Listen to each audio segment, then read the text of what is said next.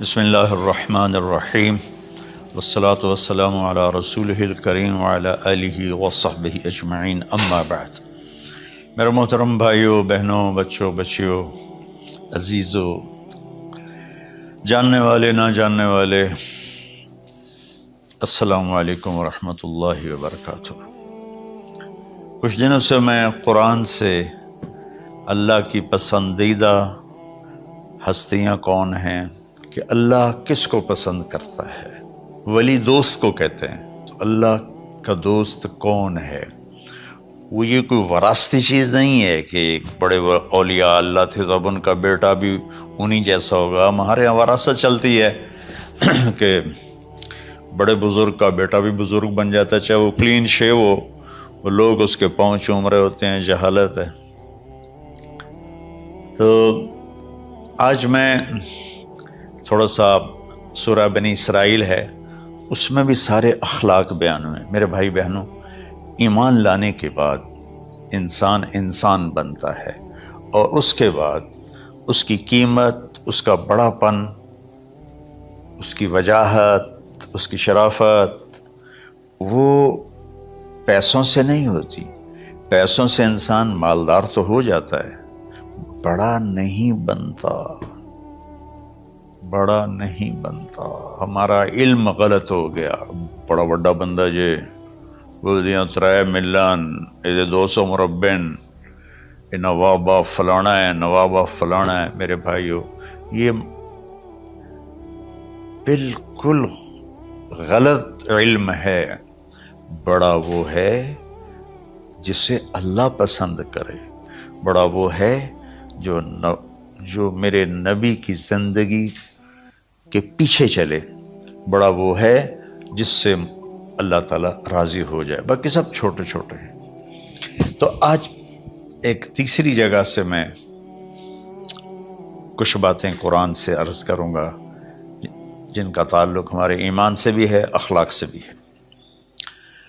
وہ ہے بسم اللہ الرحمن الرحیم، وَقَضَىٰ رَبُّكَ أَلَّا تَعْبُدُوا إِلَّا إِيَّاهُ بِالْوَالِدَيْنِ إِحْسَانًا إِمَّا يَبْلُغَنَّ عِندَكَ الْكِبَرَ أَحَدُهُمَا أَوْ كِلَاهُمَا فَلَا تَقُل لَّهُمَا أُفٍّ وَلَا تَنْهَرْهُمَا وَقُل لَّهُمَا قَوْلًا كَرِيمًا وَاخْفِضْ لَهُمَا جَنَاحَ الذُّلِّ مِنَ الرَّحْمَةِ وَقُل رَّبِّ ارْحَمْهُمَا كَمَا رَبَّيَانِي صَغِيرًا۔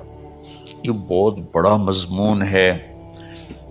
اللہ نے قرآن بھر دیا والدین کے خدمت کے لیے، والدین کی اطاعت کے لیے، والدین کی ماننے کے لیے۔ پہلا جملہ ہے اور تیرے رب نے فیصلہ کیا، ایک مطلب۔ دوسرا، اور تیرے رب نے حکم کیا کہ بندگی صرف اللہ کی ہے، بندگی صرف اللہ کی ہے۔ عبد اسے کہتے ہیں جو ہر بات پہ سر جھکا دے، عبد اسے کہتے ہیں جو ہر بات پہ بچھ جائے، اس کو عبد کہتے ہیں۔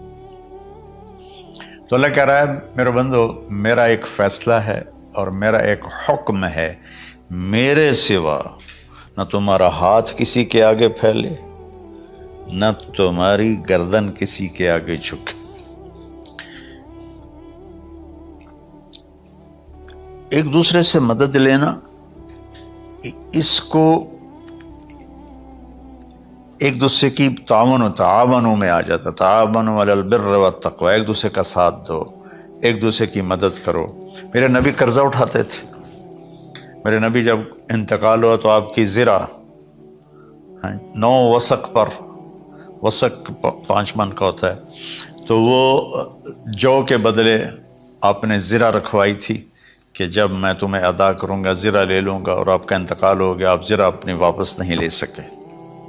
وہ چیزیں جن کا تعلق صرف اللہ کی ذات سے ہے اور کوئی نہیں کر سکتا، اس میں صرف اللہ کے آگے ہاتھ پھیلا، جیسے ہم کہتے ہیں مدد، نصرت۔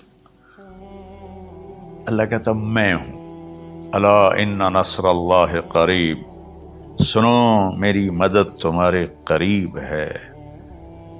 تو اللہ تعبدوا الا ایاہ، بس ایک چھوٹا سا جملہ اللہ نے یہاں کیا، چونکہ یہاں اللہ نے والدین اور اخلاق بتانے تھے تو اپنے لیے صرف ایک جملہ بولا، باقی باتیں بھی اللہ کے لیے ہیں، لیکن اللہ نے میری بندگی، اس بندگی سے مراد 5 وقت کی نماز نہیں ہے، حج، روزہ، زکوٰۃ نہیں ہے اس کی مراد، یہ ساری باتیں داخل ہیں، اور اس کے ساتھ 24 گھنٹے کی زندگی اللہ کی مرضی پر گزارو، نفع آئے تو شکر ادا کرو، نقصان ہو تو صبر کرو، برداشت کرو، پھر بھی شکر ادا کرو، کہ میرا رب یہ کہہ رہا ہے کہ میں نے صرف اللہ سے تعلق جوڑنا ہے۔ اللہ کے نبی نے اپنے چچا زاد بھائی عبداللہ بن عباس سے فرمایا کہ یا غلام، اے نوجوان، اسی کا بکلمات فاحفظہ، میں تمہیں چند باتوں کی وصیت کرتا ہوں، کیا؟ احفظ اللہ، احفظ اللہ یحفظک اللہ، یحفظک اللہ، اللہ کے اوامر کی حفاظت کر، اللہ تیری حفاظت کرے گا۔ احفظ اللہ تجدہ تجاہک، تو اللہ کے اوامر، اسلام، حلال حرام کی پہچان کر کے زندگی گزار تو اللہ کو ہر وقت تو اپنی مدد کے لیے تیار پائے گا۔ اور لمبی حدیث ہے، عشاء کی نماز کا وقت ہو رہا ہے، اس میں وہ جملہ جو اس میرے مضمون سے متعلق ہے، وَإِذَا سَأَلْتَ فَاسْأَلِ اللَّهِ، جب بھی مانگو اللہ سے مانگو، جب بھی مانگو اللہ سے مانگو، اللہ کے سوا کوئی دینے والا نہیں ہے، صرف اللہ ہے دینے کے لیے۔ وَإِذَا اسْتَعَنْتَ فَاسْتَعِنْ بِاللَّهِ، اور جب مدد کے لیے ہاتھ اٹھاؤ تو صرف اللہ کو پکارو، جب ضرورت حاجت کے لیے، مدد کے لیے ہاتھ اٹھاؤ تو اپنے اللہ کو پکارو۔ تو یہ حدیث کی بات بھی ہے اور یہ قرآن کی بات بھی ہے۔ اس کے بعد آگے اللہ کہتا ہے وَبِالْوَالِدَيْنِ إِحْسَانًا، اور اپنے والدین کے ساتھ احسان کرو۔ احسان کا کیا مطلب ہے؟ اللہ آگے اسی کی تشریح کر رہا ہے۔ ویسے احسان کا مطلب عربی میں ہوتا ہے، یہ جو ہمارا اردو کا احسان ہے، میں تیرے تو احسان کیتا تو ہوں بیان نالے کی کر رہے ہیں، یہ بھی مطلب ہے، لیکن احسان کا اصل مطلب ہوتا ہے، احسان حسن سے ہے، حسن، حسن سے الف، 2 الف ملے اور احسان بن گیا۔ احسان کا مطلب ہوتا ہے کسی بھی کام کو جو دنیا کا ہے، دین کا ہے، اس سے انتہائی خوبصورت طریقے سے کرنا۔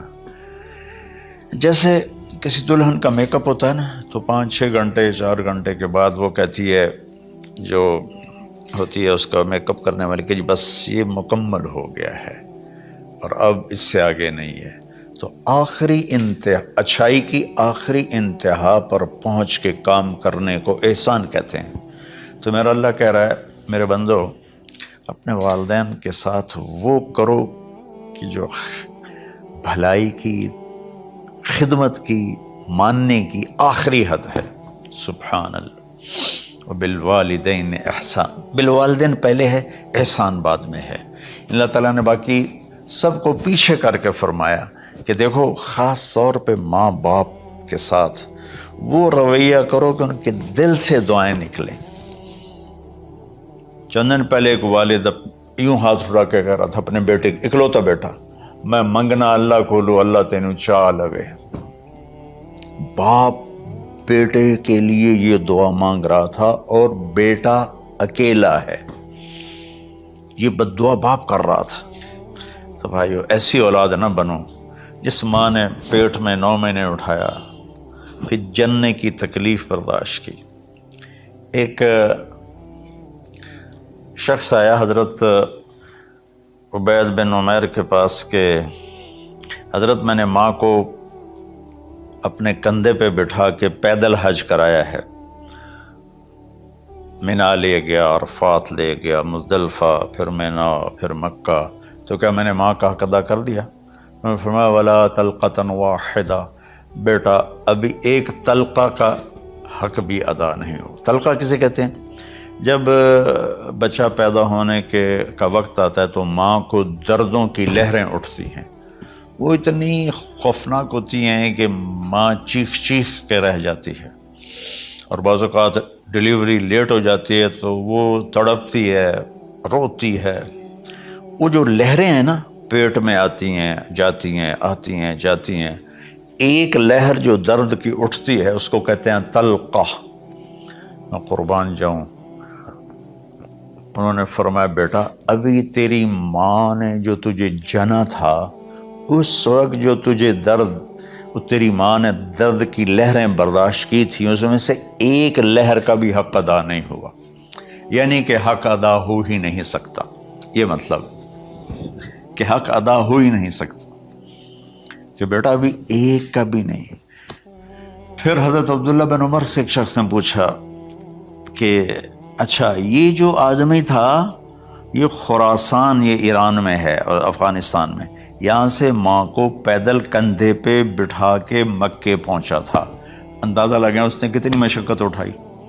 اور عبید اللہ بن عمیر کہتے ہیں بیٹا ابھی ایک لہر کا حق ادا نہیں ہوا۔ یہی سوال حضرت عبداللہ بن عمر سے کیا ایک شخص نے کہ حضرت میں نے اپنی ماں کو حج کرایا ہے، سارا میں نے پیدل کرایا ہے اور کندھے پہ اٹھا کے کرایا ہے، تو کیا میں نے ماں کا حق ادا کر دیا؟ وَلَا زَفْرَةً وَاحِدَةً وَلَا زَفْرَةً وَاحِدَةً۔ ہائے ہائے، کہ بیٹا تیری ماں نے تجھے پالتے ہوئے جو تھک تھک کے لمبے لمبے سانس لیے، ہوکے بھرے، ابھی ایک ہوکے کا حق بھی ادا نہیں ہوا، یعنی حق ادا ہو ہی نہیں سکتا۔ تو احسان کے آگے تشریح آ رہی ہے۔ تو آج میں صرف اتنی بات کروں گا کہ میرے بھائیوں، میری بہنوں، میرے بچوں، میری بچیوں، اللہ کے واسطے ماں باپ کو دکھ نہ دینا ورنہ اللہ بھی ناراض ہو جائے گا۔ چند دن پہلے ایک بچہ بچی میرے پاس آئے، دونوں میڈیکل سٹوڈنٹ تھے، کہیں گے ہم شادی کرنا چاہتے ہیں۔ تو بچی نے کہا جی میرے والدین ناراض ہیں، وہ نہیں، اس رشتے پر راضی نہیں ہیں۔ تو میرے باپ کہتے ہیں اگر تو نہیں رشتہ کیا تو تیری میری ایک درمیان ایک خط آئے، کھچ جائے گا خلیج، ہم اس پار نہیں آئیں گے تو اس پار نہیں آئے گی۔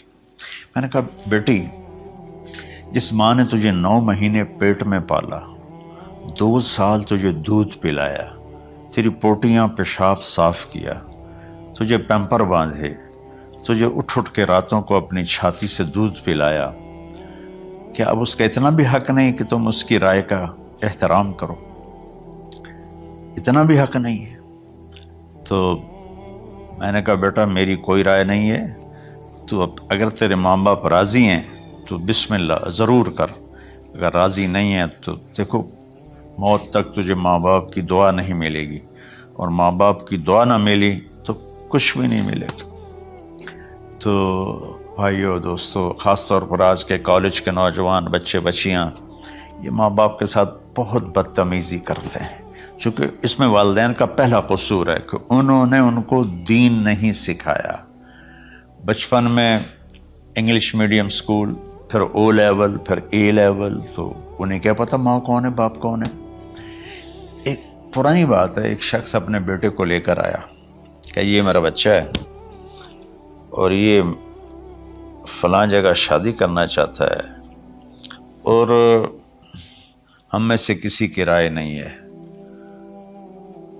اور یہ مانتا نہیں ہے، اور اس کے ساتھ اس نے دھاڑے مار کے رونا شروع کیا۔ تو میں نے بچے کو دیکھا تو یوں کر کے بیٹھا تھا، اس کا باپ رو رہا ہے، ہچ کیوں تو ایسے بیٹھا ہوا۔ تو مجھے اچانک خیال آیا، میں نے کہا شیخ صاحب اس کو کہاں پڑھایا تھا؟ کہا جی امریکن اسکول۔ اس کے بعد آسٹریلیا بھیجا تھا مزید تعلیم کے لیے۔ ان کے شیخ صاحب اس بچے کا کوئی قصور نہیں، آپ کا قصور ہے، اس کو تو پتہ ہی نہیں میری ماں کیا ہے میرا باپ کیا ہے۔ ایک ہماری تہذیب تھی وہ ختم ہو گئی ہے، اس میں علم نہیں بھی تھا تو ماں باپ کا۔ میں نے اپنی آنکھوں سے دیکھا، میں نے اپنے دادا کو دیکھا لیکن میں یاد نہیں، لیکن جو میرے دادا کے چھوٹے بھائی تھے ان کو میں سنبھلتا ہوں، ان کو میں نے دیکھا ہے، 3ری 4تھی جماعت تک میں تھا۔ 61 میں ان کا انتقال ہوا، میری 9 سال عمر تھی، تو 8 سال۔ ان کے بیٹے جوان تھے، اور ڈیرے میں جب وہ بیٹھتے تھے تو ان کے بچے ان کے سامنے نہیں بیٹھتے تھے، ان کی پیٹھ کے پیچھے بیٹھتے تھے. اتنا ادب تھا، حالانکہ چاروں کے چاروں دین نہیں جانتے تھے.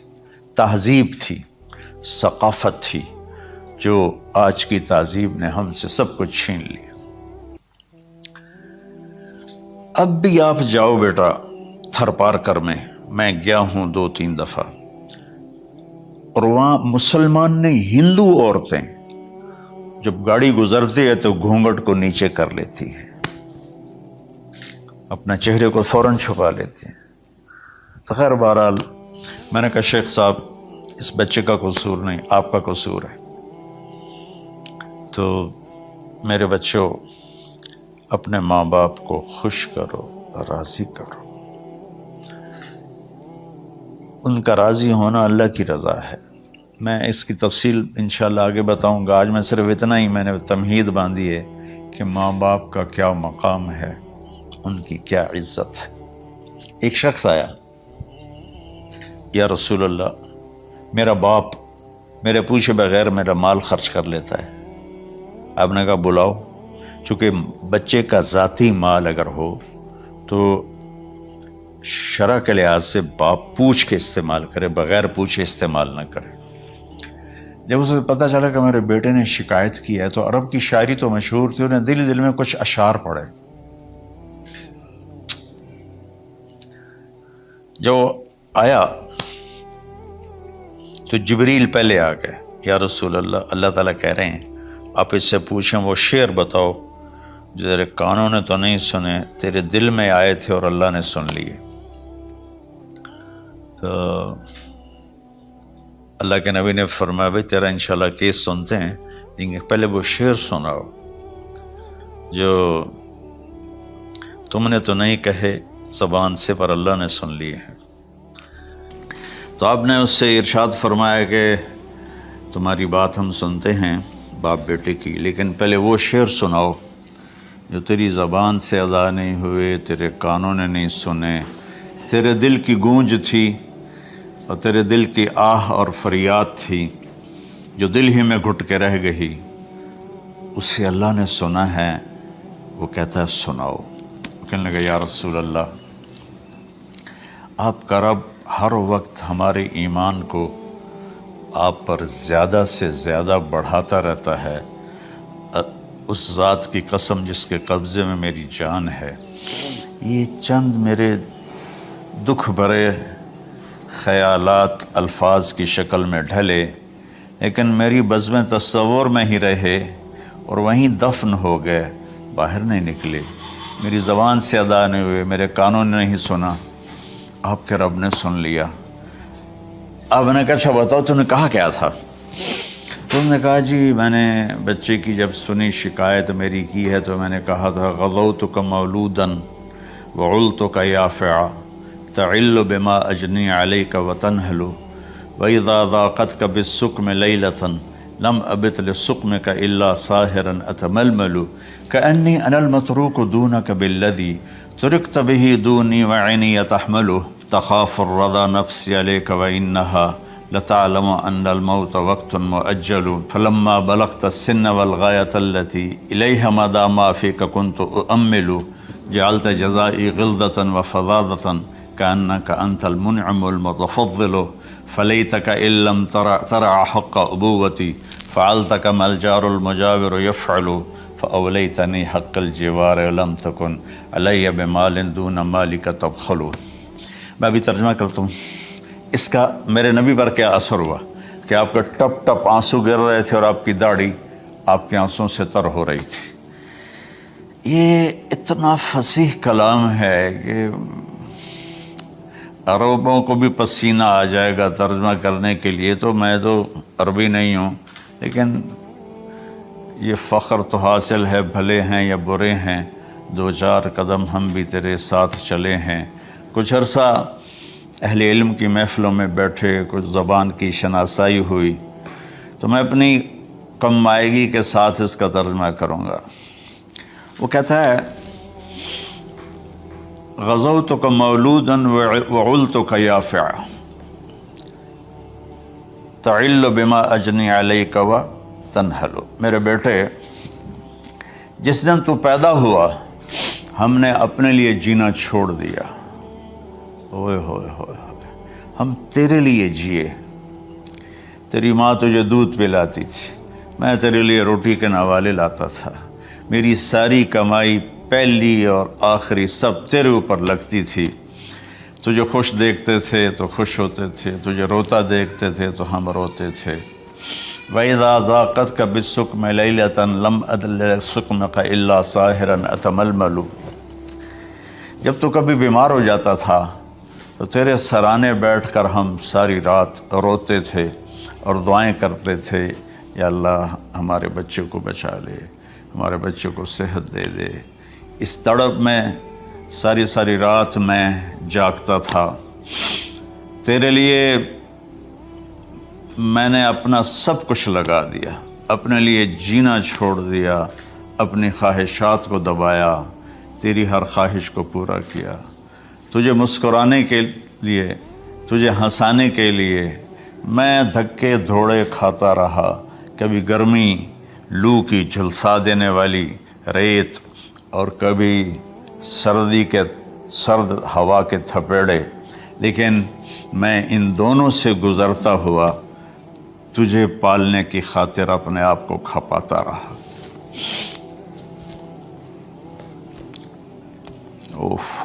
فلما بلغت السن والغایۃ التی الیہ مدی ما فیک کنت اؤمل، بیٹا میں نے اپنے ہڈیوں کا رس بھی تیرے اندر ڈال دیا، صرف کمائی نہیں، میں نے اپنے ہڈیوں کا رس تیرے اندر ڈالا، میں نے جو کچھ تھا تیرے اوپر قربان کیا۔ تجھے مسکراتا دیکھ کر میں اپنے غم بھولتا تھا، تجھے ہنستا دیکھ کر مجھے دکھ بھول جاتے تھے، اور پھر آہستہ آہستہ آہستہ میری ہڈیوں کا گودا، میری کمائی تیرے اندر گئی، اور تو ایک خوبصورت درخت کی طرح بڑھتا چلا گیا، بڑھتا چلا گیا، بڑھتا چلا گیا، بڑھتا چلا گیا، اور میری بڑھاپے نے کمر جھکا دی اور میں جھکتا چلا گیا، جھکتا چلا گیا۔ میرا خیال تھا کہ جیسے میں اس کی انگلی پکڑ کے چلتا تھا، اب میری باری ہے، یہ میری انگلی پکڑ کے چلے گا، جیسے میں اسے سینے سے لگاتا تھا، پیار کرتا تھا، جھولے جھلاتا تھا، باغ میں لے جاتا تھا، یہ ساری اس کی تعبیرات کے اندر داخل ہیں، الفاظ میں نہیں ہیں۔ تو مجھے خیال آتا تھا جب میں بوڑھا ہو جاؤں گا نا تو میرا بیٹا بھی مجھے ایسے ہی لے کے پھرے گا، میرا بیٹا بھی میری سنے گا۔ یہ 100 دفعہ پوچھتا تھا یہ کیا ہے، اور میں ہر دفعہ جواب دیتا تھا یہ ہے۔ تو اب میں بوڑھاپے میں اس سے بات کروں گا، یہ میری بات سنے گا۔ میں اس کو نوالے کھلاتا تھا، یہ مجھے روٹی کھلائے گا۔ میں اس کا انگلی پکڑ کے چلتا تھا، یہ میرا ہاتھ پکڑ کے چلے گا۔ میری کمر بڑھاپے نے جھکا دی اور میں ایک خشک پیڑ کی طرح ہو گیا، اور جوانی نے تیری کمر کو سیدھا کیا اور تو ایک تر و تازہ درخت بن گیا۔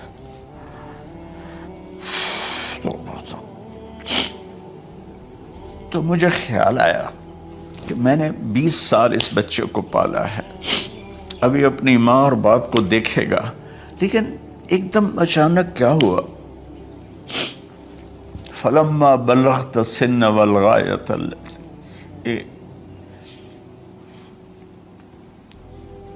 الیہا مدی ما فیک کنت اؤمل، جب تو اس عمر کو پہنچا جس میں ہماری امیدیں تیرے ساتھ لگ گئیں، ہمیں بڑھاپے نے بے آسرا کر دیا اور تیری جوانی نے تجھے ہمت دے دی، تب ہمارا خیال آیا کہ اب یہ ہمارے ساتھ وہی کرے گا جو ہم نے اس کے ساتھ کیا۔ لیکن کیا ہوا؟ جعلت جزائی غلظۃ وفظاظۃ کأنک انت المنعم المتفضل، تو اتنا بدتمیز ہوا، تیری زبان چھری بن گئی، تیرا رویہ زہر بن گیا، اور میری ساری زندگی کی محنت کا بدلہ تو نے مجھے نافرمانی سے دیا، بد اخلاقی سے دیا، بدتمیزی سے دیا۔ میں حیرت بھری نظروں سے تجھے دیکھتا رہا اور میں اپنی پچھلی 20 سالہ زندگی کو جھٹلاتا رہا کہ میرا خیال میں اس کا نوکر ہوں اور یہ میرا مالک، میں اس کا باپ نہیں، میں اس کا نوکر ہوں۔ کیونکہ ماں باپ کے ساتھ ایسا کوئی نہیں کرتا ہے، یہ میرا مالک ہے اور میں اس کا نوکر ہوں، اس لیے مجھے ڈانٹ رہا ہے۔ کتنے بچوں کو میں نے یہ کہتے سنا اپنے باپ کو، تو میرے واسطے آج تک کیتا کی، تو میرے واسطے آج تک بنایا کی۔ اور جو باپ بے بسی کی تصویر بنا ہوتا تھا وہ شکلیں بھی میرے سامنے ہیں۔ ہمارا دیہاتی ماحول زمین دارہ ماحول ہے، اب تو شہروں میں بھی یہی حال ہے۔ جس نے وہ لیول اے لیول کیا ہے اسے کیا پتہ ماں کسے کہتے ہیں، باپ کسے کہتے ہیں۔ تو میں نے اپنی آنکھوں سے باپ کی بے بسی اور بیٹے کا غرانہ ایک دفعہ نہیں کتنی دفعہ دیکھا۔ تو میرے واسطے آج تک ہی کیتا ہے، تو میرے واسطے آج تک ہی بنایا ہے۔ وہ کہتا ہے اچھا میرا بچہ جداں جوان ہو سو آپ پہ سمجھ جسو۔ جبریل انسانی شکل میں آئے کہ یا رسول اللہ کچھ سوال کیے، قیامت کب آئے گی؟ کہ اللہ کو پتہ ہے۔ کہ کوئی نشانی؟ فرمایا جب دیکھو کہ بیٹیاں بھی ماؤں کو نوکر کی طرح دھتکار رہے ہوں تو سمجھنا قیامت آنے والی ہے۔ کچھ عرصہ پہلے ایک بچی اور ماں، تو ماں کچھ بات کر رہی تھی اور بیٹی کہہ رہی تھی بھوک نہیں بھوک نہیں، اور اس کی ماں کے خون سے بھرے ہوئے آنسو بہ رہے تھے اور اس کی ہچکیاں لگ رہی تھی کہ یہ وہ ہے جس کو میں نے اپنے پیٹ سے جنا اور اپنی چھاتی کا دودھ پلاتے پلاتے پلاتے میں نے کتنی تکلیفیں برداشت کی، اور آج کر یہ بھوک نہیں۔ تو کمال کے اشعار میں سوچ رہا ہوں جو میرا یہ حال ہے 1400 سال بعد کہ میرے آنسو نہیں رک رہے، تو اللہ کے نبی تو زارو قطار روئے تھے، داڑھی آنسوں سے تر ہو گئی تھی۔ کہا بیٹا جب تو نے میری ساری زندگی کی محنتوں کا بدلہ بدتمیزی سے دیا، گالی گلوچ سے دیا، دھکے دے کر باپ کو گھر سے نکال دیتے ہیں، تو بیٹا میں یہ سمجھا کہ تو نے ایک خواب دیکھا تھا، تو نے ایک خواب دیکھا تھا کہ تو باپ ہے اور یہ بیٹا ہے۔ اصل حقیقت یہ ہے کہ یہ مالک ہے اور میں نوکر ہوں۔ پھر آگے کہتا فَلَيْتَكَ إِن لَمْ تَرَ حَقَّ أُبُوَّتِي فَعَلْتَ كَمَا الْجَارُ الْمُجَاوِرُ يَفْعَلُ۔ اچھا چلو بیٹا تو نے مجھے باپ تو نہ سمجھا، چلو ایک پڑوسی سمجھ لو۔ عرب میں پڑوسی کا بہت خیال کیا جاتا تھا، اور یہ عرب کی شان تھی کہ اپنے پڑوسی کو وہ عزت دیتے تھے جو اپنے گھر میں ایک دوسرے کو عزت دیتے تھے۔ تو اس نے پھر اس کی طرف اشارہ کیا کہ اگر میں تیرا باپ نہیں ہوں، تیرے رویوں کو دیکھ کر تو یہی لگتا ہے کہ میں تیرا نوکر ہوں، تو میرا مالک ہے، تو چلو اتنا تو کر دے جتنا ایک پڑوسی کے ساتھ کرتا ہے۔ فَأَوْلَيْتَنِي حَقَّ الْجِوَارِ وَلَمْ تَكُنْ عَلَيَّ بِمَالٍ دُونَ مَالِكَ تَبْخَلُ۔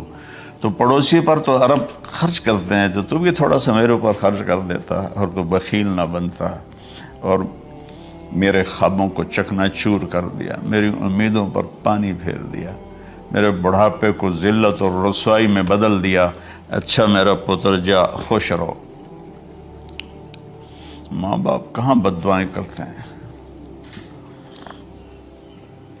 تو میرے نبی کی آنکھوں سے آنسو، یہ ساری داڑھی تر ہو گئی، تو آپ نے اس کے بچے کو گریبان سے پکڑا اور جھٹکا دے کر دھکا دے کر دفع ہو جا، انت و مالک لابیک، تو اور تیرا سب کچھ تیرے باپ کا ہے۔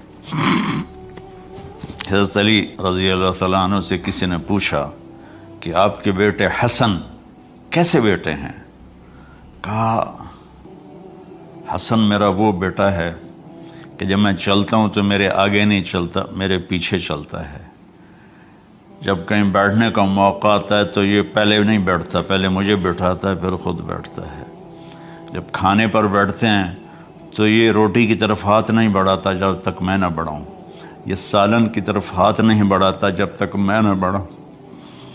میں کمرے میں ہوں تو یہ چھت پہ نہیں چڑھتا کہ میرے باپ کی بے ادبی ہو جائے گی۔ میں حالانکہ چھت پہ چڑھنا ضرورت کے لیے ہوتا ہے، لیکن قربان جائیں اہل بیت کے ایسے ہی اخلاق ہوتے ہیں، آل رسول ایسے ہی ہوتے ہیں۔ میرے عزیزوں نوجوانوں سے کہہ رہا ہوں جن کے والدین زندہ ہیں، ہم تو محروم ہو گئے، وہ قبروں میں چلے گئے، لیکن میں اتنا مصروف رہتا ہوں۔ اب یہ کرونا کی وجہ سے گھر میں بیٹھے ہوئے ہیں، یعنی میری زندگی ایسے پہیے کی طرح گھومی ہے، اور پھر دل کی تکلیف، پھر اس کے ساتھ سر کا درد شدید۔ اس کے باوجود میں روزانہ 10 نفل اپنے باپ کے لیے پڑھتا ہوں، 10 نفل اپنی ماں کے لیے پڑھتا ہوں، اور 4 نفل اپنی خالہ کے لیے پڑھتا ہوں، کہ ساری زندگی سجدوں میں سر رکھ کے اس کا ثواب ماں باپ کو پہنچاؤں۔